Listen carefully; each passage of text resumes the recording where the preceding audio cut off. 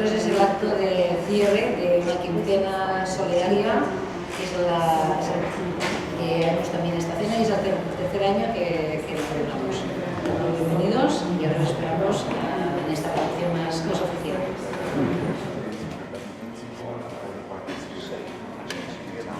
Bona tarda a tothom, bones tardes.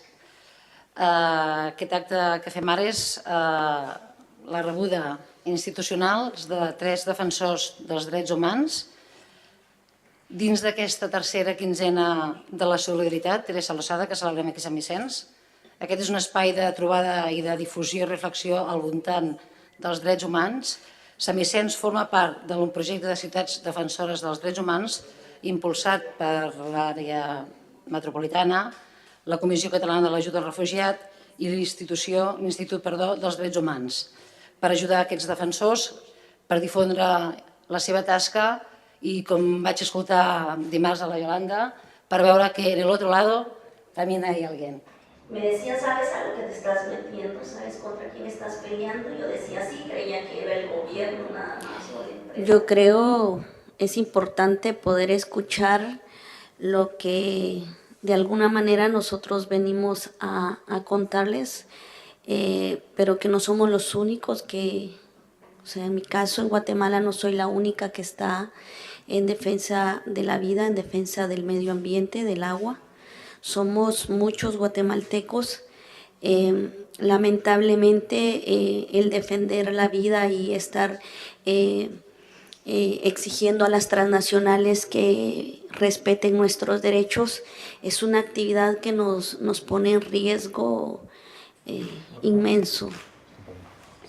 I must commend the work that you are doing in terms of standing in solidarity with human rights defenders. Being a passionate defender of human rights and especially the rights of women, it's something that I was inspired, or rather something that pushed me to do that, watching thousands of women facing violence and also thousands of young girls facing violence, and there was no one to defend them.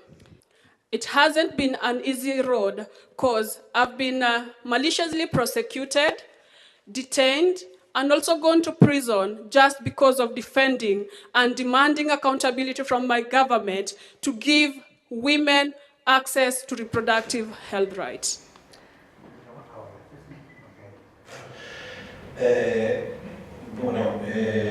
Solo decir que, yo entiendo que al lado de mis compañeros soy un privilegiado.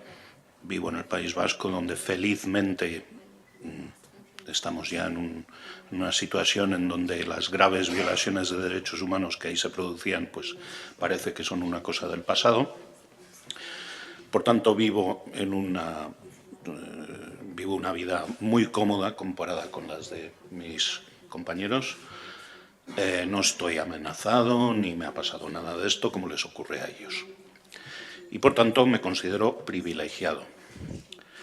Quien no es privilegiado, eso sí, es aquella persona por la que vengo a hablar aquí, que es Pablo Ibar, que, como ustedes saben, es hoy por hoy el único español condenado a muerte en el mundo. Sí, ¿no? Tuvo suerte.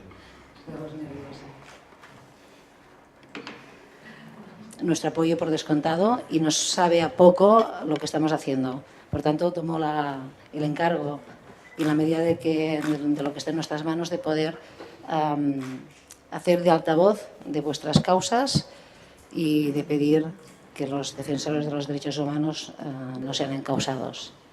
Muchas gracias a los tres por venir.